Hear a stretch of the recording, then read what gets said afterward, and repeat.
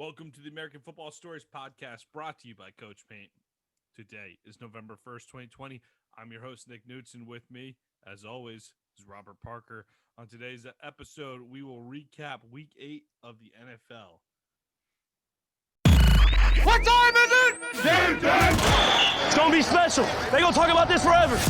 Welcome to American Football Stories. Puts his head down, crashes and spins, and dives. Touchdown! Bringing together the many perspectives that make up college football in the NFL. Football is one of the greatest sports ever invented. From players and coaches. Believe, baby, believe, baby. Hey, we playing to win right here, fellas. To the front office and scouts. The public is finally beginning to catch up, but they don't even know half the truth. Us against the world, let's get it. Your hosts, Robert Parker and Nick Knutson, bring you American Football Stories.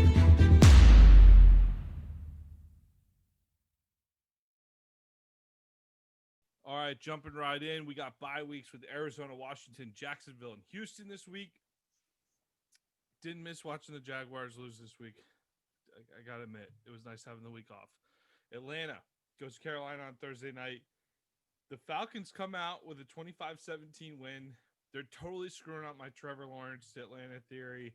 And Rob, they actually played pretty well. I mean, this Carolina team, they've been pretty competitive throughout the entire year. They've always been in every game, just like they were in this one. But the Falcons really controlled this one. They weren't coming from behind. They weren't doing anything. The Falcons kind of paced the game, and really from start to finish, Carolina was chasing most of the night. Yeah, once again, big game from Julio Jones, 7 catches for 137 yards. It just seems like this Falcons, team rolls when Julio has a big game. The offense side of the ball really hasn't been the problem for the Falcons this year. It's really been the defense side. And actually, the defense actually came to play against Carolina. One of the big pieces, Keanu Neal and Deion Jones, really showed up, and it gave Teddy Bridgewater problems all night. So with that, it was definitely a great win for Atlanta Falcons. And I'm sorry they're messing up your, Trevor Lawrence pick. I mean, I'm not heartbroken over it. Don't get me wrong, but I liked my Trevor to Atlanta theory. It just fit nicely, and the Falcons are just playing too good right now. They're gonna probably rip off another win or two, wouldn't you say? I mean, this is looking like a 5-6 win team at this point. Yeah, you would think so. Just with the explosiveness that they have on the offense side of the ball, you can definitely see them winning 1 or 2 more games. It definitely wouldn't surprise me if they rattle off, 1 or 2 more games and not get the number 1 draft pick, in this upcoming year's draft. You and I both like Teddy Bridgewater, but you got to do better than 157 yards passing. Yeah, definitely. I know he took a shot earlier in that game, and he kind of got the bell knocked out of him a little bit, so that probably rattled him for the rest of the game. But once again, he has to get the job done. And I know no Christian McCaffrey, Robbie Anderson, and DJ Moore didn't have the days that they normally have. But once again, this game was more so about Atlanta than Carolina. Great win for Atlanta. When are we seeing Christian back? I know I ask this every week. This is more for the folks at home. Yeah, it seems like he might have a good chance of coming back this week. But if not this week, definitely in the next couple of weeks. Mike Davis has kind of been holding that running back position down. But I think right now where teams kind of figuring out Teddy Bridgewater and that offense, I think the addition of Christian McCaffrey back in that lineup wouldn't hurt moving forward. Yeah, Carolina falls to 3-5. Atlanta improves to 2-6. Clearly a 2-team race in the NFC South. Carolina, if you would have won this game, I'd talk about you in the wild card race, but not so much anymore. So Carolina kind of drifting a little bit. Tampa Bay, New Orleans really running that division. Hey, I think a team that knows a thing or two about running divisions here, moving up to Sunday, November 1st, the New England Patriots travel to Buffalo. And we've been circling this game for the Buffalo Bills for quite some time. You got to get this win over New England, the Patriots. That's been the key. You dropped the game to the Titans. You dropped the game to the Chiefs. We're putting a little knockout on Buffalo, saying definitely not elite, still a good football team. Might win by the fact that the Patriots just aren't that great this year. But even still, I still had my doubts coming into today, Rob. The Pats came in this game 2-4, and I still needed to see Buffalo prove it. And I don't care how ugly it was. I know it wasn't great if you're a Buffalo fan, but you got the job done. You win 24-21. You find a way to take care of the dreaded Patriots and really take control of this division at 6-2. Miami's suddenly becoming a little bit of a force here. Only really, I guess, technically a game and a half behind Buffalo at 4-3. But the Pats and the Jets are looking like that. I mean, this is the end of New England, right? We're not going to see the Patriots. Like, we're done talking about the Patriots in the playoff hunt this year, right? I think after today's game, we're definitely done talking about the Patriots. Being the division championship. I think that's going to go to Buffalo. Even though, just like you said, it wasn't a big win for Buffalo. They got the job done. It was a gritty, tough win. But once again, it's a confidence win that they need to get to kind of shake off who's been owning that division, which has been the Patriots the last pretty much more than a decade, especially with Tom Brady being there. So I think it's a great win for Buffalo. But once again, unacceptable turnover late in that game from Cam Newton with that fumble. He has to cover that ball up better running in traffic. I think he knows that. And actually, he spoke about that in his post-game press conference. Hey, 7-game losing streak. I'm sure the Bills will take any game they can, any help they can get. So, Cam, they appreciate it. You did them a solid on that. But tough year in New England. I don't even have too many negative things to say with the Patriots. This was one of the hardest hit rosters by opt-outs. And we really, if it was anybody other than Belichick, losing Tom Brady and a ton of key players due to opt-outs before the season, you would have written them off. But because it was New England, because a lot of people like the Cam signing, including me, I like the Cam signing in New England. We gave the Patriots a shot, but I think it's all catching up to them. It's just a little too much this year. Yeah, I think you mentioned the opt-outs. You mentioned the narrative surrounding Brady down in Tampa, and that whole turmoil that the Patriots kind of went through this offseason.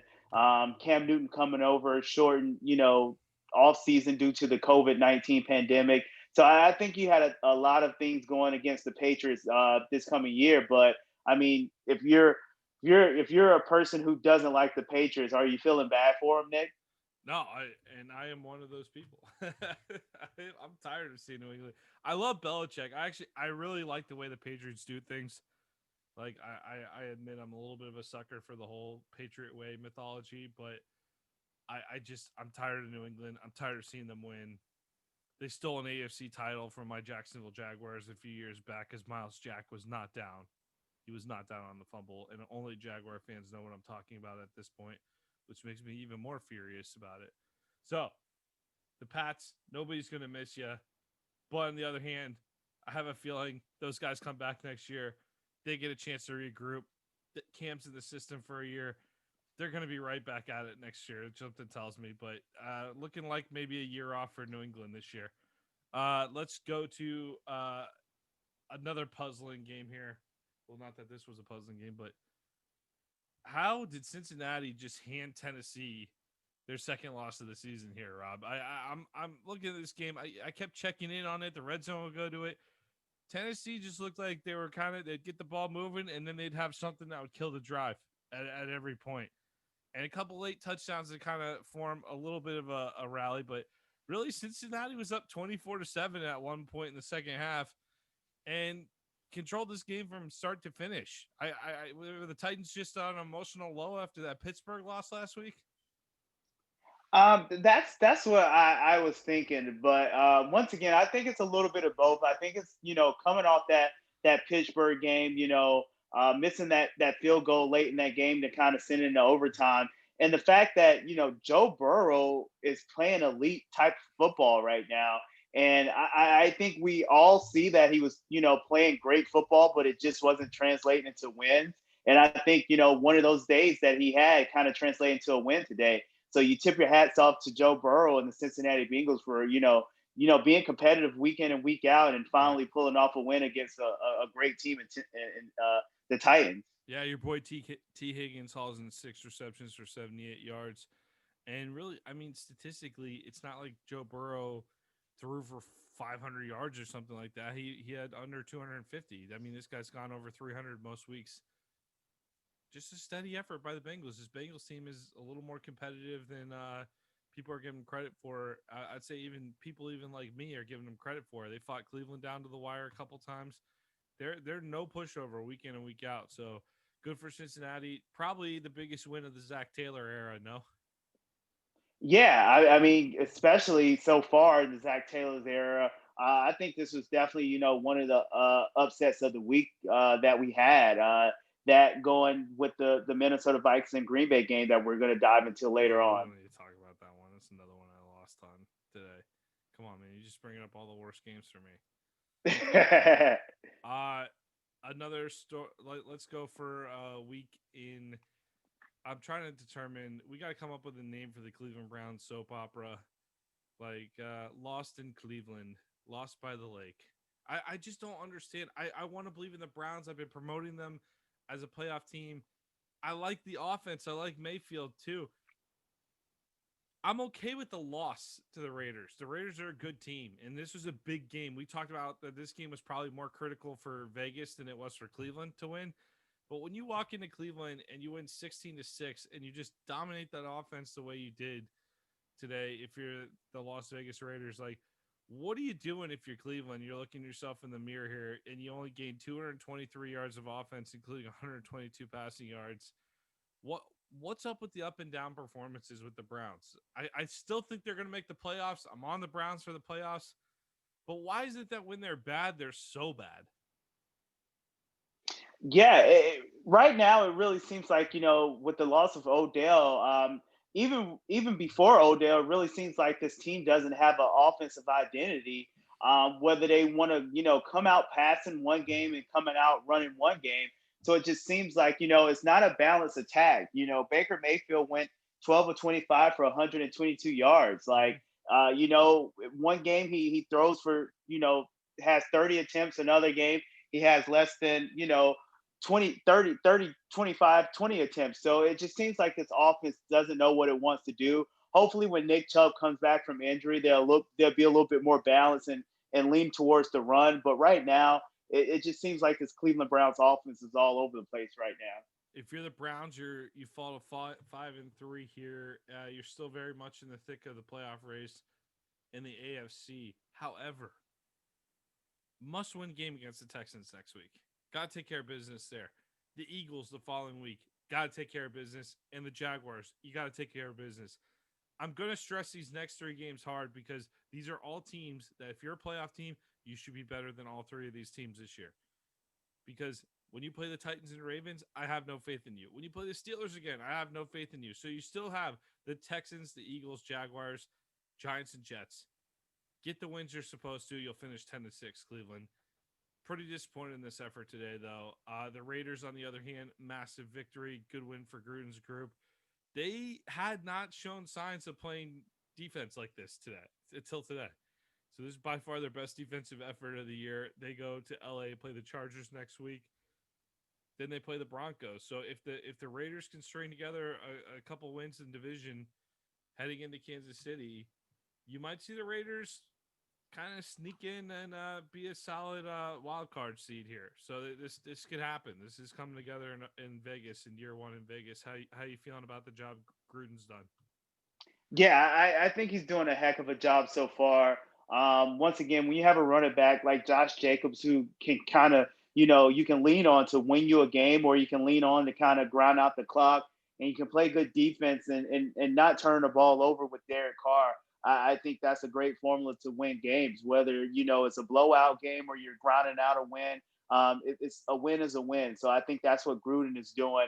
And I think this young team the young talented team is finally, coming to his own. I know Henry Ruggs missed a touchdown opportunity where he caught a touchdown, but he didn't get, quite 2 feet in bounds. So I think if they can kind of get him going with, the running of Josh Jacobs, I think this team is definitely going to be a formidable team moving forward.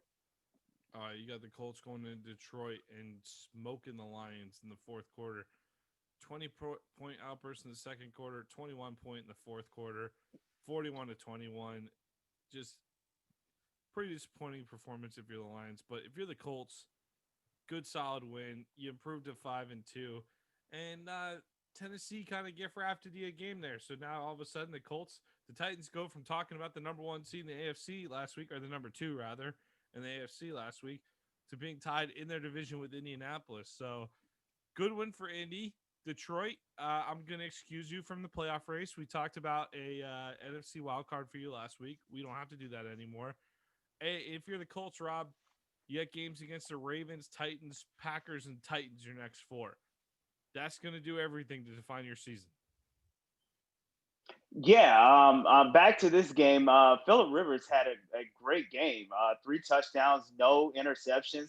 I think that's the thing that's been surrounding Phillip Rivers, the last couple of years is, Phillip Rivers is kind of one of those walking interception machines. So if he can kind of keep those interceptions to a minimum, and, the defense has, been ranked one of the top defenses in the NFL this particular year. They kind of been giving up points, the last couple of weeks, but for the most part, it seems like they got back on track. So I think, this Colts team can definitely make a playoff push and definitely upset some teams, later on in the year. Yeah, they'll be in the hunt. They'll be in the hunt. I read those next 4 games. That's going to be your entire season if you're in Indianapolis. 2 matchups with the Titans. You got the Ravens mixed in there with the Packers. All top-tier teams that are pushing for division titles of their own. So it'll be interesting to see how Indy stacks up. Don't have a lot of confidence in this Colts team in terms on that level, but you sneak out a couple of those games, we might be talking about a playoff spot anyway. All right, so let's move over to the NFC North. The Vikings pull off a big upset here, beat the Packers 28-22 in a really kind of a mysterious win. I mean, the one thing that wasn't a mystery though was Dalvin Cook. Dalvin Cook is just a freak. 4 touchdowns today, and he looked like he did at Florida State, Rob. Yeah, he did. Coming back from the groin injury and just the nagging injuries that he suffered over the last couple of years. When he's on the field and he's healthy, he's definitely one of the best running backs that we have in this league. And he proved that today, just ripping this Green Bay team to parts. But just looking at this victory that Minnesota had over Green Bay today, you kind of question Green Bay's defense. Do they have enough defense to kind of stick in there with the elite teams of the bunch, whether you're talking about a Kansas City or a Pittsburgh or even a Seattle team with Russell Wilson at quarterback? So I think that's one thing that Green Bay has to get figured out moving forward, definitely on the defense side of the ball. You know what they can do on the offense side of the ball. I know the loss of Aaron Jones kind of impacted them this game. But once again, I think it's more so the defense and how they have to kind of gel as a unit to kind of have Green Bay to make a deep push in the playoff. Yeah, this was a Vikings offense that really pushed them on opening day. I mean, Green Bay controlled that game, but Minnesota certainly put up a lot of points on opening day on them too. So not a total shock that Minnesota obviously sees something there that they can pick at. Nice play by the Vikings at the end of the game to get that fumble from Rodgers as well. Hey, look, the good news if you're Green Bay, I'm looking at the schedule. San Francisco, Jacksonville, Indianapolis, Chicago, Philly. Stop me when you hear an elite offense, Rob. Detroit, Carolina, Tennessee, and Chicago. Not really going to be facing too many elite offenses down the stretch, right? Yeah, not too many. So, with that being said, it definitely should give this Green Bay Packers defense time to gel before they make a deep playoff push. But if not, then that means everything is going to be on the shoulders of Aaron Rodgers, which, you kind of want to help him out. So this defense definitely have to get together in order for Green Bay to be a formidable team moving forward. Rob, we're not going to spend too much time on this next game. The Chiefs beat the Jets 35-9. Mahomes goes for 416, 5 TDs. Travis Kelce, 8 receptions, 109 yards and a touchdown. The Le'Veon Bell revenge game. How'd it go for the Jets, Rob? Didn't go well for the Jets at all. The Jets, they came out. They were kind of competitive, but the floodgates open, and with this Chiefs offense can score in bunches. So when they start attacking you in multiple ways, that's the game. And just like you said, it's nothing to spend time on this game for. It's the Jets, and Kansas City just kind of steamrolled them.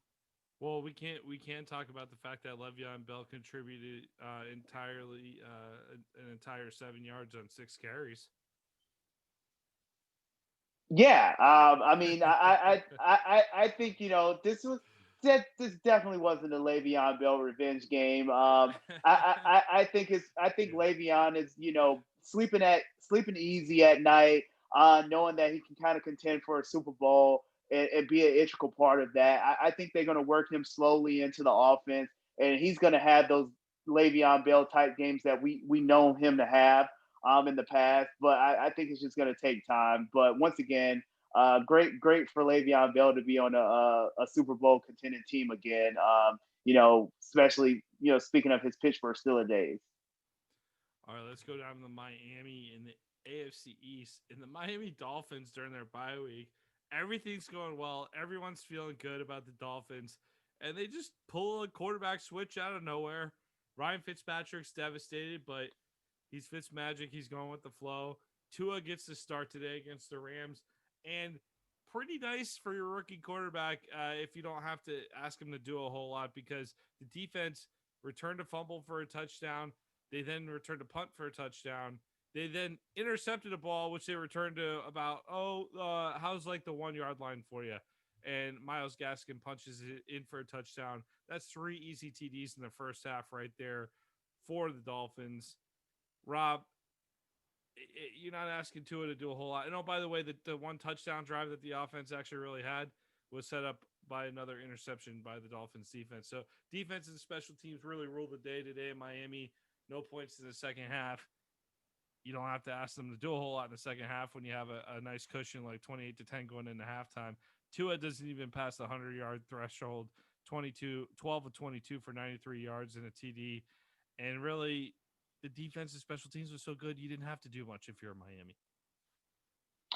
Yeah, I mean, once again, the defense kind of rallied around Tua. He didn't have to do much, so he did get his feet wet and he did gain experience. But I would definitely like to see him in a situation where he kind of have to lead the team down, and it kind of have to, have the offense on his shoulders. I think we'll see that moving forward. But in today's game, you didn't have to see that much. So I think this game was more so about the Rams offense and the Miami's defense. I know, the Rams travel cross country to play Miami in that 1 o'clock time slot. But once again, if this Rams team wants to be elite, that's a game that you kind of have to win, especially with, a starting rookie quarterback debuting in his first game.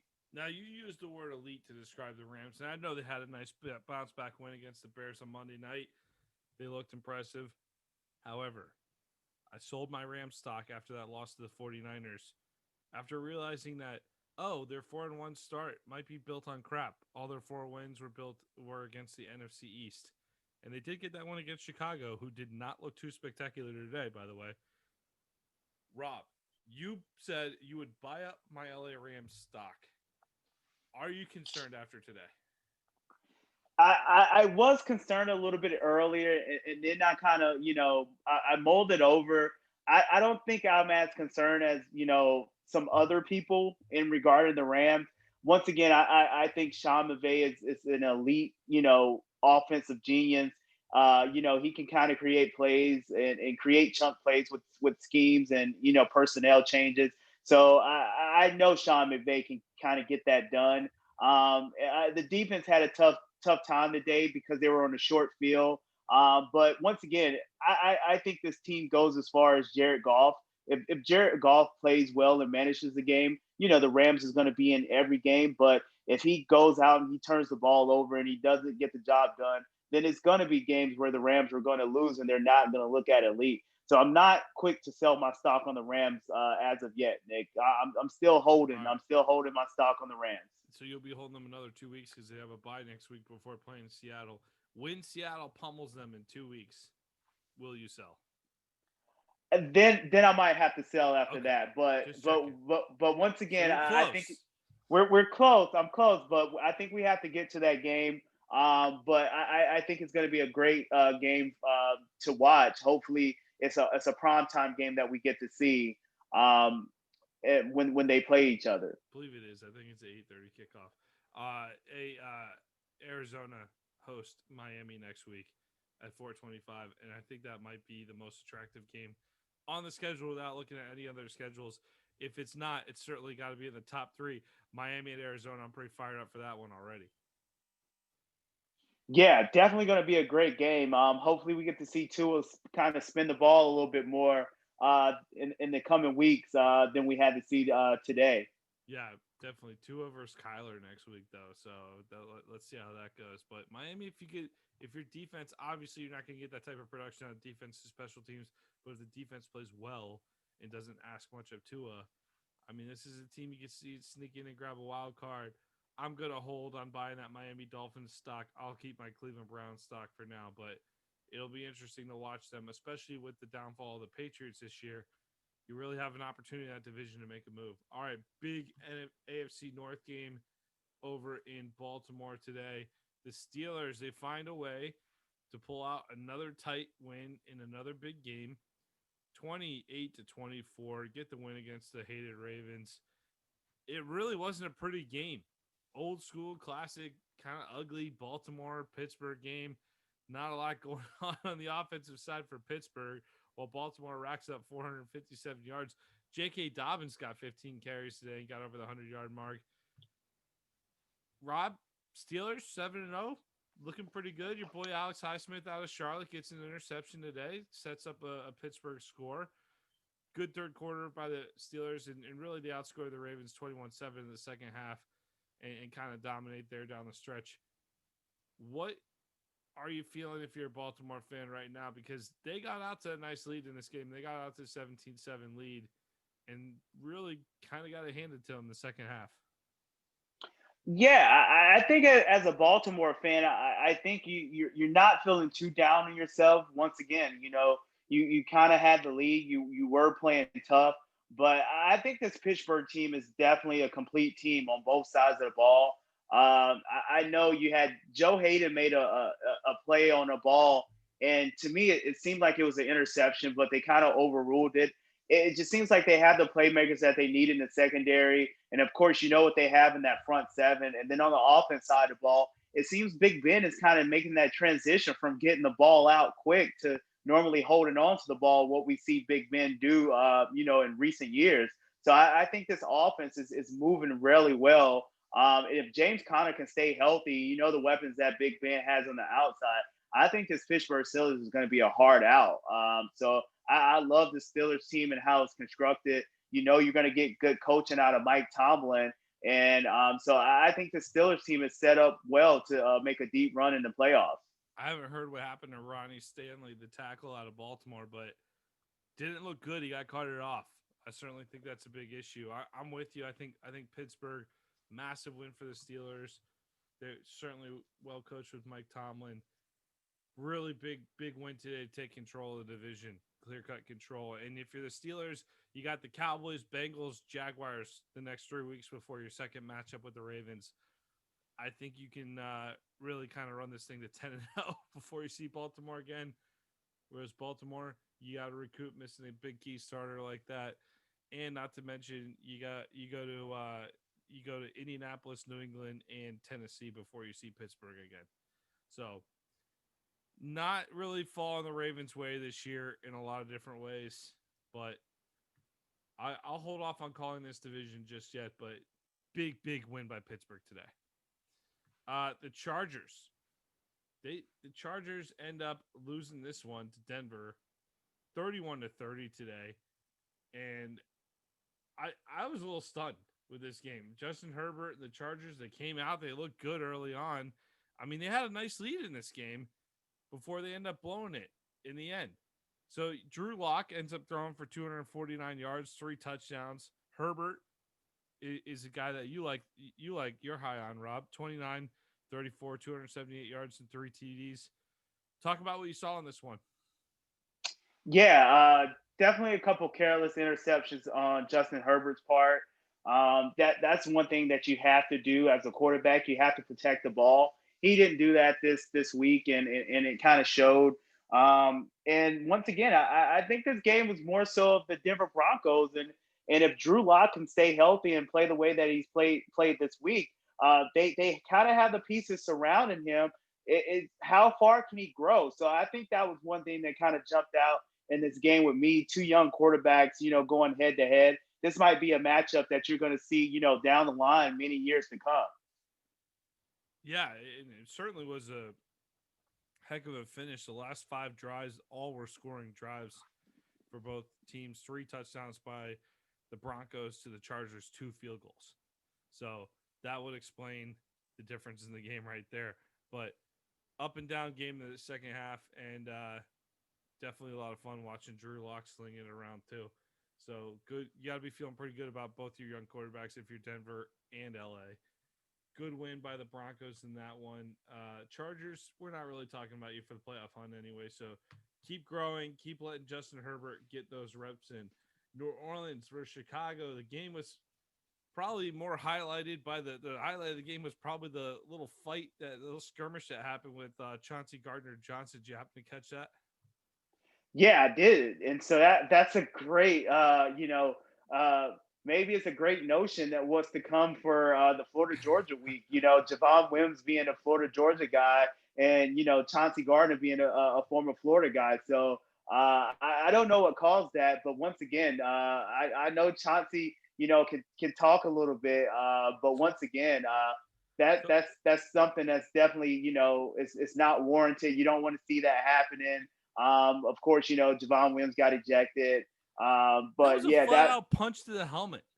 Yeah, a couple punches to the helmet. Not just one. So a couple punches to the helmet, and a former, DBU member in Jack Rabbit taking up for his guy. So that was good to see. Teammates taking up for each other. But once again, straight punch to the face. Close fist. So that definitely warranted an ejection. I did see someone pulled up allegedly what Gardner-Johnson did. He reached into Anthony Miller's face mask, and it looked like he tried to poke him in the eye, and no penalty was called on that. And then the fight ensued after on that. So, and CJ, didn't we just hear a story about him allegedly getting in a fight in practice with Michael Thomas a week or two ago? Yeah, that was the story that was out there. So, and just like he knows what he's doing. we're both Florida guys, so we know CJ, can talk a little bit and kind of show up the opponent. So, yeah. I don't think both players are definitely in the wrong in this one. But that's something that you don't like to see on the field. You kind of want to see them, keep it between the lines. You don't want them to go there. Javon Wims is not the player that you look for on the offense side of the ball, but it's definitely a weapon that the Bears could have used moving forward in that game. Look, I know the Bears offense was so ugly that Troy Aikman was just outright complaining the whole time about it. But Nick Foles finds a way to string a couple of scoring drives, like a long touchdown drive and then a long field goal drive to tie it at the end, force overtime. This is who the Bears are. They're not a pretty team. You're not going to really watch them and go, wow, that was great football. But they play good enough defense where they're going to keep them around in games. If Nick Foles could play, just not make big mistakes. And that was really the problem with Trubisky. So there's too many mistakes. Nick Foles doesn't have to play pretty football, right? Just play a clean game and not make many mistakes. Yeah, with that defense, you kind of want Nick Foles just to manage the game. You don't want him to kind of turn the ball over, and they're going to be in every game because with that defense, that's an elite type of defense. The defense is going to keep them in there. So Nick Foles just kind of have to make the plays, and the offense just can't get stagnant. They have to have a balanced attack. Great catch by Allen Robinson. I don't know if you caught that one where he dove and stretched out for that. I think, he's definitely one of the underrated receivers we have in this league. So shout outs to Allen Robinson with a great catch. Yeah, I'm a Jaguars fan. Seen a lot of great catches by that guy. Nothing surprises me with him anymore. If you're the Bears, you fall to 5-3 here. You got games against the Titans, Vikings, and Packers in the next few weeks. So definitely going to be a key game with Green Bay in a few weeks. But got to maybe pull off an upset against the Titans if you're the Bears, if you're feeling good about winning the division. The Saints keep pace with the Bucs, improved to 5-2. How'd you feel about New Orleans' performance today, Rob? A gritty performance, I tell you that. New Orleans is showing you that they can win in multiple ways. So Michael Thomas really hasn't been there for them, this entire season. And it really seems like they're going to ride Alvin Kamara in his front seven to get pressure on, opposing quarterbacks to get the win. Drew Brees, he hasn't really looked like the Drew Brees that we're normally looking to see, but he's getting the job done, and especially with the sprinkling of Taysom Hill and the Wildcat quarterback, I think that helps the offense as well. So the Saints team, they're going to try to get the win no matter how they get it, whether it's going to look pretty or not. I think Sean Payton doesn't care at this point. I think he just kind of wants to get wins to build up the momentum. Is Michael Thomas ever going to play for my fantasy team again? That's a question that a lot of fantasy owners are want the answers to, and right now it just seems like with the injuries and all the off the field stuff, whether it's the reports of him getting in the fight with C.J. Gardner-Johnson or him getting into arguments with Sean Payton, whatever the reason is, it really seems like he's not anxious to get on the field. But I could be wrong in that. But I don't know. I know Emmanuel Sanders is out with the COVID protocols and Michael Thomas with the nagging injury. So, but the Saints offense has kind of been getting it done, especially with the healthy Alvin Kamara. I think they're definitely a formidable opponent, and it's going to be hard to beat them moving forward. Something stinks with this Michael Thomas story. I think we're going to be hearing some things in the offseason.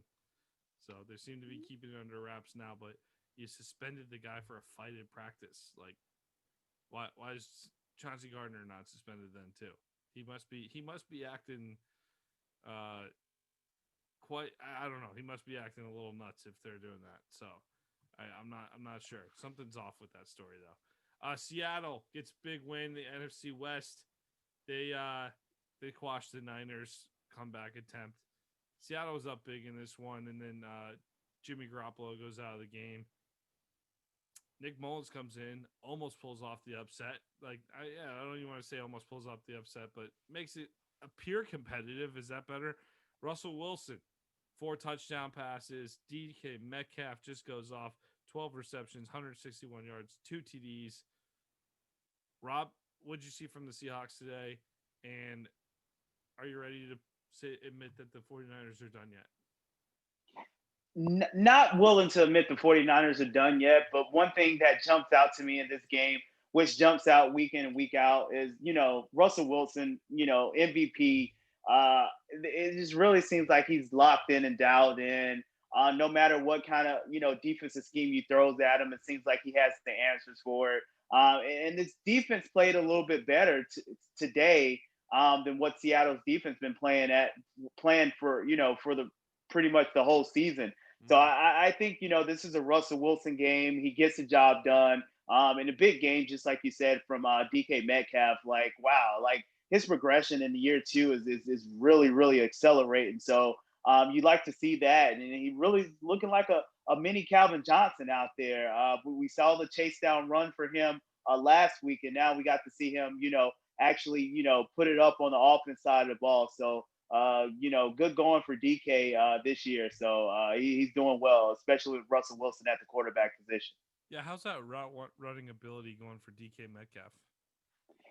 Seems like it's going fine. I know, during the combine, they said he was a combine freak, and he's not the typical route runner that you would see from the the receiver standpoint. But it really seems like him and Russell Wilson is on the same page. And, it's going to be hard to stop him one-on-one. I'm definitely going to see some double coverages coming his way, sooner than later. Let's move to the Sunday night game, NFC East. Our eyeballs were hurt enough for it, so I'm not going to waste a lot of time burning your ears up. But let's just say this game was pretty much clinched when Philadelphia recovered a fumble that looked like it belonged on NFL bloopers with Ben DiNucci, 53-yard return. And it just was an ugly game from start to finish. You didn't watch this game and go, hey, Philly's playing pretty well, or hey, good for Dallas for bucking up and playing without without Dak or Andy Dalton. But the Cowboys team, they just seemed to they fought tonight. They were close in this one. They were actually leading at halftime, but the Eagles, we projected it out a while ago. I don't want to spend a lot of time on this particular game because it was ugly. Let's talk about Philly going forward. We looked at the stretch of this schedule and we saw the Giants and Cowboys here and said, hey, Philly, you got a shot still. And they improved to 3-4-1, Rob. The Bengals loss, still not great, but we saw the Bengals knock off the Titans today.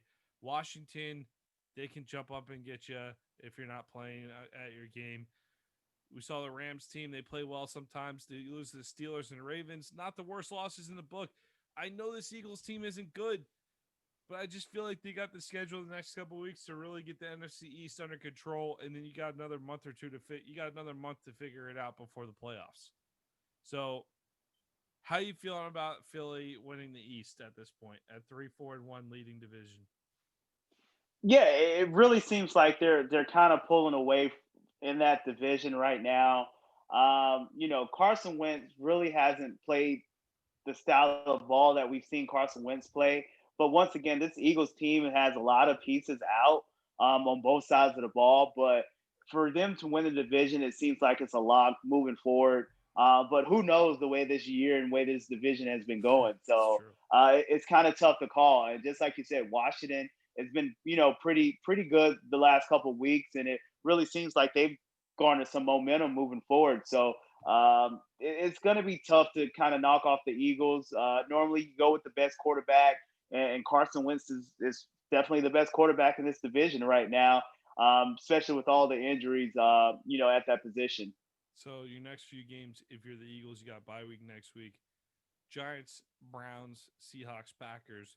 However, if you go down to Washington, they have the Giants, Lions, Bengals, Cowboys. So Washington should stick with you into December. They have the win over the Eagles, let's not forget. But these two face off head-to-head final game of the season.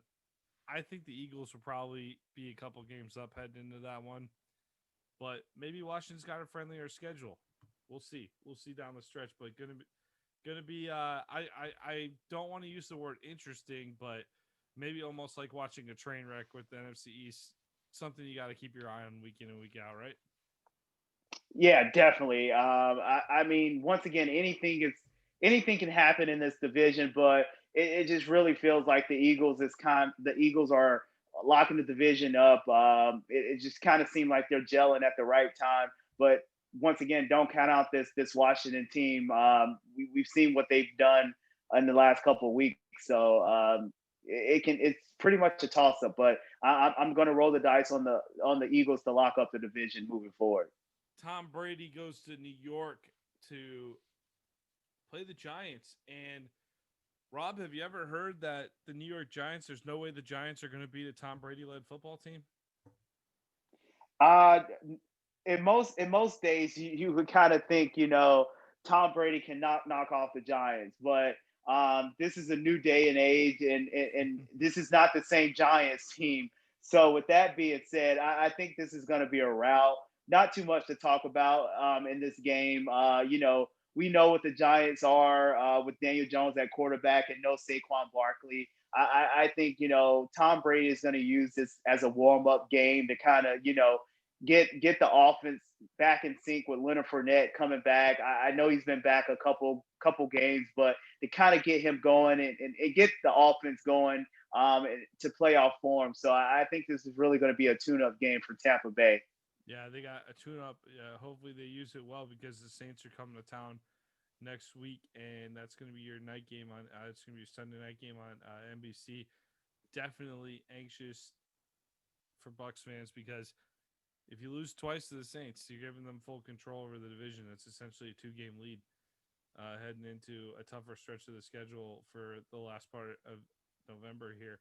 However, it's the Giants tomorrow night think you'll take care of it. If you are a kind of a football nerd like Rob and I watched over the weekend here on ESPN Plus. Peyton Manning has a series called Detail, which Kobe Bryant used to do with the basketball basketball film. He does it for football film, and he did a segment on Tom Brady against Green Bay. Rob, do you have ESPN Plus? Yes. Got to watch that. Detail, Peyton Manning, Tom Brady against Green Bay. He had this line at the beginning of it. He's talking about how Tom is adjusting to life in a different conference. He's like, I switched teams in my career, but I stayed in the AFC. In the NFC, there's big adjustments. You see different defenses. And after you do not convert a fourth down, they make you go off the field. And it flashed to Brady holding up the 4 after the Chicago lost. Peyton Manning's like, yeah, you got to get off the field after fourth down in the NFC, Tom. That's the way it works over there. Yeah, that was hilarious. I do remember that game. I think that was the Chicago game, right? Yeah, Chicago game a few weeks ago. So Manning was he put in a couple shots at Brady. It's funny. But the big point Manning made, which I found very interesting, was he was seeing a lot of concepts from Brady being put in from his New England days. So concepts that he's comfortable and familiar with, a lot of route concepts that they ran in New England seem to be entering into the Tampa Bay scheme, whereas early on we didn't see as many of those. So as Brady, it's kind of showing that as Brady develops his relationship with Arians, we're seeing a little more influence from Brady on the offense too. So interesting to see. Might be why the Bucs are playing a little better as well. All right, Rob. Well, we will wrap up this episode. You got any final thoughts in the NFL after Week 8? No final thoughts. It was a lot of upset wins. Today I really kind of figured the Tennessee Titans going down to the Cincinnati Bengals. I thought that was definitely one of the more upsets of the week. You had the Vikings beating the Packers. But that division is normally tough, but you just don't expect for Cincinnati to knock off Tennessee the way they've been playing. So that probably gets the upset of the week for me. I imagine you could have made a couple bucks betting a parlay with Cincinnati and Minnesota on the money line. Oh yeah, I'm definitely pretty sure you could have made a quite of a penny with that 2-team parlay on the money line right there. All right, let's wrap up the episode with the Did You Know question, brought to you by CoachMate. Rob, you got the NFL one. Shoot. Let's have it. Yeah, so you kind of crushed me on the college segment. Did you know? I'm actually going to tie college and pros in together to make it a little bit difficult for you. So just to the audience out there, we have our interview with, beat writer reporter Jay Drew in regards to the BYU program and their playoff run. So with that being said, we're going to talk about Zach Wilson a lot.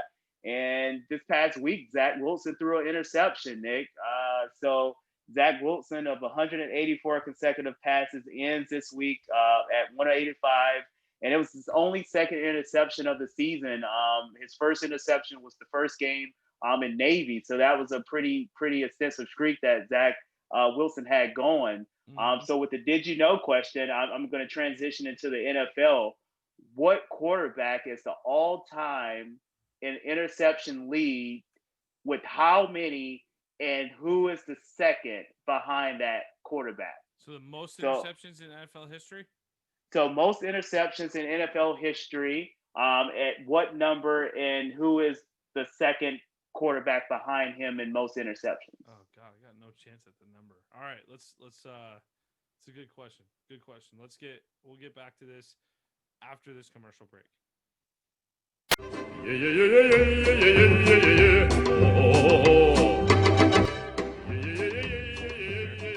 is brought to you by CoachMate.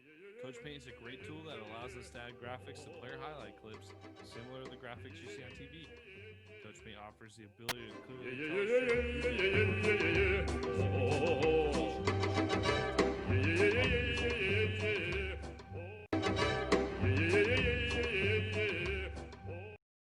Yeah, so before the break, Nick, we asked what NFL quarterback holds the record for most career interceptions thrown, and at what number, and who is the next closest quarterback in regards to most career interceptions in their career. Okay, I got no chance at the number. Like, I would totally be guessing at the number. So if you give me the number of interceptions, that would help me figure out the quarterback. That's the hint I need. Okay, so I will give you that hint. So the total number is 336 career interceptions. That's the number one quarterback, and follow up by 277 career interceptions for number two. What a difference. All right, so it's a guy that's played for a long time. It's got to be a guy that's played within the modern era of football. And I say modern, I mean like, post Bill Walsh, because they didn't really throw the ball a whole lot. Joe Montana didn't throw a ton of interceptions, so I'm going to leave him out of it. I don't think Elway was particularly interception prone. Marino might have been. But the quarterback out of the 90s that I'm going to say leads is Brett Favre, because he was the guy that made a lot of mistakes, even though he passed for 5 touchdowns one week and 5 picks another week. So I'm going to go with Brett Favre for the interception leader. Is that accurate? That's accurate as most right there. So you get a big ding on that one. Okay. Definitely would not have come close on that 300. What'd you say? 336? 336. 336. Definitely would have not gotten anywhere near that. I had no idea. Wow. 336. And the next one is at 274? 274. 274. All right.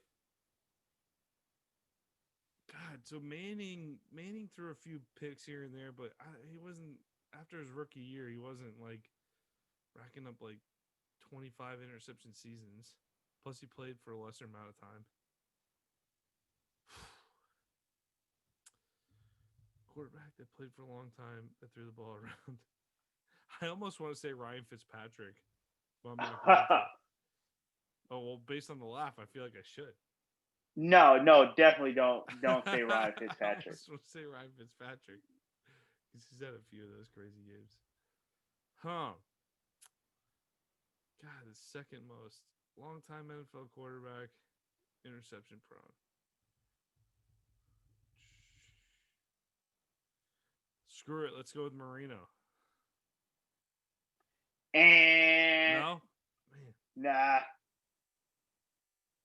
So the second behind Brett Favre is George Blanda. George Blanda. All right. Well, I didn't think George Blanda would have even thrown enough passes to throw that many interceptions, but he played forever. Yeah. Wow. So Actually, so I with need to that, learn more about Blanda. So with that being said, great question to segue into our podcast with Jay Drew tomorrow. And actually just scouting Zach Wilson and talking about him moving on the next level. That's one thing he doesn't do is turn over the ball. And that's one thing as a quarterback, you can't turn over the ball. And if you do, you have to, you can't think about it. And it seems like Zach Wilson doesn't turn over the ball. And even when he does throw an interception, it seems like he bounces back and he has a, short memory. And that's something that a great quarterback has to have. So that's something that we're going to definitely dive into our pod when we discuss Zach Wilson with Jay Drew, Nick. Yes, sir. Looking forward to it. And it'll be fun talking to Mr. Jay Drew from the Desert News tomorrow. Looking forward to that. We'll have that interview out to you by Tuesday, folks. All right. Rob, you want to wrap us up? Yeah, I'm going to wrap us up. And once again, great week in football. And, once again, we have that interview with Jay Drew from out of BYU tomorrow. So hopefully everyone, kind of tunes in for that. But with that being said, I'm just going to read us out, Nick. We appreciate our audience listening to this episode of American Football Stories. Once again, you can find us on Apple Podcasts and YouTube. Please subscribe and rate us 5 stars. Follow us on Twitter at American FB Stories and check out our website, AmericanFootballStories.com. Once again, my name is Robert Parker III and my co-host is Nick Newsom. And we will see you next episode. And we thank you for joining this episode. Thank you. You play to win the game. Hello? You play to win the game. You don't play to just play it. That's the great thing about sports. You play to win. And I don't care if you don't have any wins. You go play to win. When you start telling me it doesn't matter, then retire. Get out. Because it matters.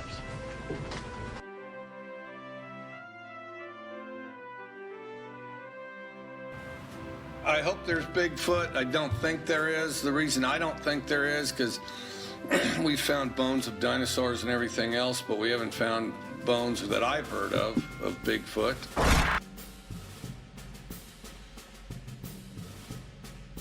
I'm very upset. We shouldn't have been in the ball game with fast field goal.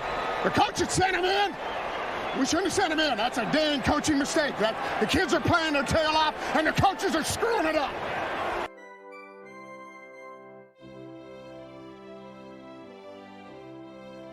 We just got to stop that little inside trap. You know, the option didn't hurt us much. We played pretty hard. We just got to stop that inside thing. Offensively, we kind of sputtered around, got the ball in the end zone. You know, defensively, we got to get out off the field on that 2-minute drive.